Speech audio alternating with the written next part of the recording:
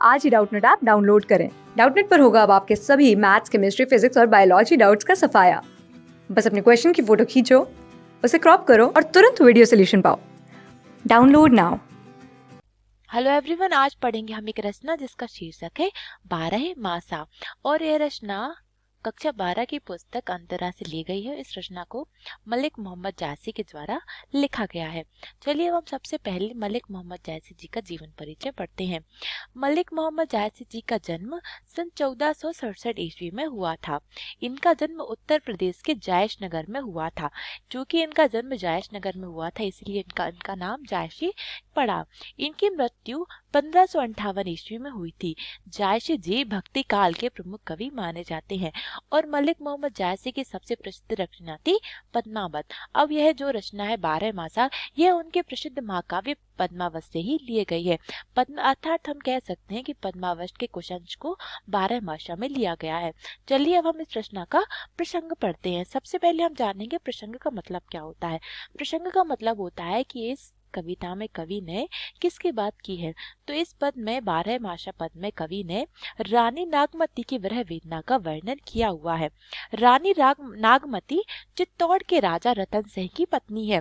राजा रतन सिंह सिंहल द्वीप की राजकुमारी पद्मावती की सुंदरता पर मुग्ध होकर उनसे शादी करने के लिए नागमती को छोड़कर चले जाते हैं। अब इन सब पद में कवि ने मलिक मोहम्मद जायसी ने रानी नागमती की विरह वेदना के बारे में ही बताया कि जब उनके पति उनको छोड़कर चले जाते हैं तो किस प्रकार से वो उनके वियोग में तड़पती रहती हैं। चलिए अब हम इस कविता को, इस पद को पढ़ते हैं। अगहन देवस घटा निशि बाड़ी, दूभर दुख सो जाय के मिकाड़ी। अब धनि देवस बिरह भाराती, जरे बिरह ज्यों दीपक बाती। कांपा हिया जनावा सियु, तो पे जाई होई संग पियु। घर घर चीर रचा सब काहू, मोर रंग रूप लेगा नाहू। पलटी न बहुरा गाछो बिछोई, अबहु फिरे फिरे रंग सोई। सियरी अग्नि बिरहनी हिय जारा, सुलगी सुलगी दगधे बेचारा। यह दुख दगद न जाने कंतु, जोबन जन्म करे भस्मंतु। प्रिय पियसो कहेहु संदेशड़ा, हे भवरा एकाग। सुधनि बिरह जरी मोई, तेहिक दुआ हम लाग। तो इस पूरी रचना में कवि ने नागमती की विरह वेदना के बारे में हमें बताया है। अगहन, अगहन हिंदी महीना का एक महीने का नाम है। अगहन देवस घटा निशि बड़ी, दूभर दुख जो कायम किमी काढ़ी। इस पद में कवि मलिक मोहम्मद जायसी जी ने अगहन मास के माध्यम से नागमणि की पीड़ा के बारे में हमें बताया है कि जब नागमणि को उनके पति छोड़कर चले जाते हैं तो किस प्रकार से वो उनके वियोग में दिन रात तड़पती रहती हैं। अगहन मास में मतलब जब बहुत अधिक ठंड होती है तो दिन छोटे हो जाते हैं और रातें लंबी हो जाती हैं। इसीलिए अब धनी देवस बिरह भार, जरे बिरह ज्यों दीपक बाती। इसीलिए कवि कहते हैं कि अगहन मास में जब रातें लंबी हो जाती हैं तो सारी रातें जो नागपति होती हैं वह अपने पति को याद करती हैं। इसीलिए अब उन्हें रातें और भी अधिक लंबी लगती हैं। जरे बिरह जो दीपक बाती, नागमती विरह में ऐसे जलती हैं जैसे दीपक और भांति जलते रहते हैं। सर्दी की लंबी रातों के कारण उनकी जो पीड़ा है वह अब और अधिक गहरी होती जा रही है। कापा हिया जनावा सियु, तोई पे जाओ हो संग होई। आगे बताया गया है कि अब जो नागमती जी हैं जब उनके पति उन्हें छोड़कर चले जाते हैं तो वो उनके वियोग में अब श्रृंगार करना, सजना संवरना ये सब त्याग देती हैं। अब वह एक वैराग्य का धारण कर लेती हैं और दिन रात अपने पति को याद करती हैं और उनके दर्शन के लिए उनकी आंखें तरसती रहती हैं। घर घर चीर रचा सब कहूँ, मोर रूप रंग लेगा गाऊ। अब उनके लिए रूप रंग का कोई भी मतलब नहीं और उन्हें लगता है कि उनके पति अब वापस नहीं आएंगे और वह अपने पति की याद में ही अपने प्राण त्याग देंगी।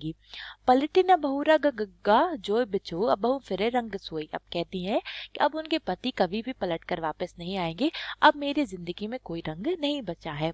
सियरी अग्नि बिरहनी है जारा, सुलगी सुलगी दगधे बेचारा। जिस प्रकार इस महीने में जो आग होती है वह सुलग अब सर्दी के कारण लोग आग जलाते हैं, तो जिस प्रकार इस मौसम में जो आग लकड़ी होती है वह सुलग सुलग कर पूरी तरह से जल जाती है, उसी प्रकार से रानी नागमती का शरीर भी धीरे धीरे अब जल रहा है। यह दुगद दगद न जाने कंतु, जोबन जन्म भरे मसमंतु, भरे भस्मंतु। अब आगे बताया गया है कि वो कहती हैं कि अगर उनके पति जो राजा रतन सेन हैं, अगर वह वापस आ जाते हैं तो उनकी यह विरह वेदना कम हो जाएगी। आगे बताया गया है कि वरना वो भी ये सर्दी के मौसम में जल रही लकड़ी के भांति मन ही मन अंदर ही अंदर जल रही है। पियसु कसेउ सदैवा ए भवरा एक काग। अब जो रानी नागमती होती हैं वह भंवरों से काग मतलब कौआ, तो भंवरों से और कौए से कहती हैं कि तुम्हें अगर कहीं रास्ते में मेरे प्रति राजा रतन से मिले तो तुम उनसे कहना कि तुम्हारे वियोग में तुम्हारी पत्नी रात दिन तड़प रही है। और वह रानी नागमती भंवरे और कौए को से कहती है कि तुम मेरा संदेश मेरे पति तक पहुंचा दो और मेरे पति से निवेदन करो कि वह वापस लौट आए। तो इस पूरी रचना में मलिक मोहम्मद जायसी जी ने रानी नागमती की मनोस्थिति के बारे में हमें बताया कि जब उनके पति उन्हें छोड़कर चले जाते हैं तो किस प्रकार से वो दिन रात अपनी पति को याद करती रहती हैं और उनकी आग में तड़पती रहती हैं। और इन सब का वर्णन कवि ने अगहन मतलब हिंदी महीना है तो उसके द्वारा कवि ने किया है कि जब अगहन में इतनी अधिक ठंड पड़ रही है, जब दिन छोटे और रातें लंबी हो रही हैं, तो इन सब बातों के कारण जो नागमती है वह उसकी पीड़ा, उनकी विरह वेदना अब और भी अधिक बढ़ रही है। वह दिन रात अपने पति को याद करती रहती है और उन्हें एक मन ही मन उम्मीद है कि उनके पति एक दिन वापस लौट जाएंगे। और वह कहती है कि जिस प्रकार इस सर्दी से बचने के लिए आग को जलाया जाता है, तो वह उसी लकड़ी के भांति धीरे धीरे उनका शरीर भी उनके पति की विरह वेदना में जल रहा है।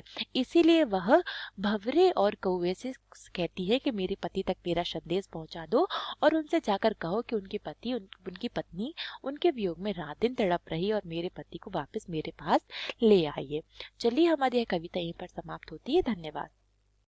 क्लास 6 से 12 से लेके नीट, IIT, जेईई मेंस और एडवांस के लेवल तक 10 मिलियन से ज़्यादा स्टूडेंट्स का भरोसा। आज ही डाउनलोड करें डाउटनेट ऐप या व्हाट्सएप कीजिए अपने डाउट्स 8400 400 400 पर।